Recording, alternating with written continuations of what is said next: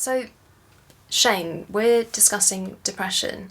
I hear the word depression more and more. What is it, and can anyone get depressed?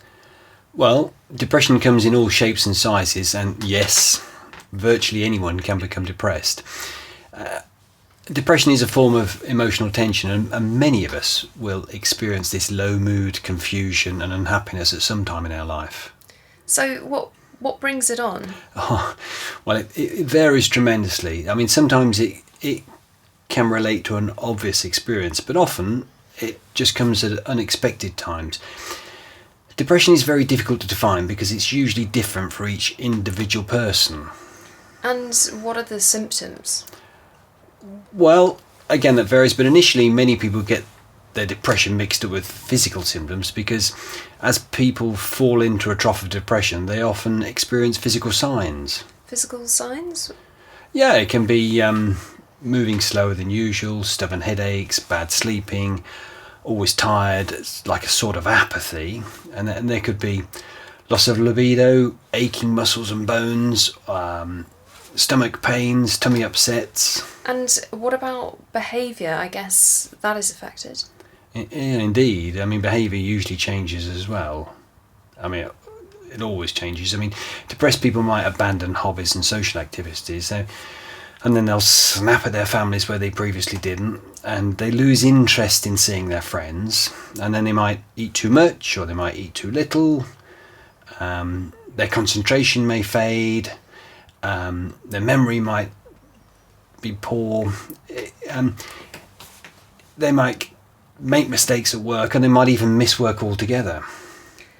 There is still a stigma about this sort of thing, isn't there?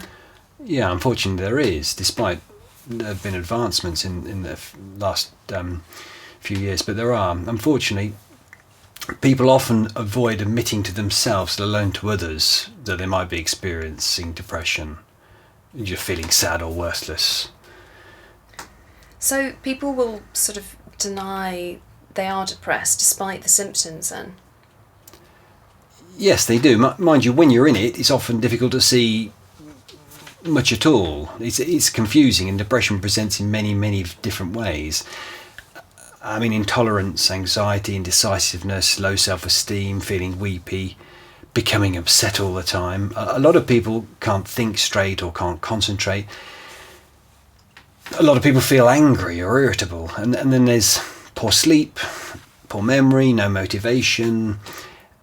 And this cocktail, whatever your cocktail is, can bring about a guilt thing on top of all this. Like they should be able to cope, but they just can't cope. Yeah, that people think they should just be able to battle through it, but you can't battle through a broken leg. So, I mean, some people get so low, before they've even mentioned to anyone else, they're considering suicide. And how long does depression last? Well,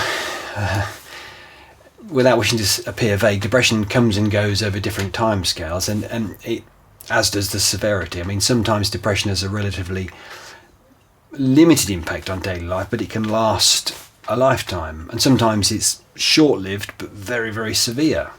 And can you tell me about sort of medication? Well, medication, many of my clients come via their GP, and medication may be appropriate for some clients, depending upon individual circumstances. My opinion is that most people should ideally not become reliant exclusively on medication. And usually, for a long-term recovery, talking therapy is essential. You might not think it when you're depressed, but most forms of depression can be reduced and even removed from most people's lives.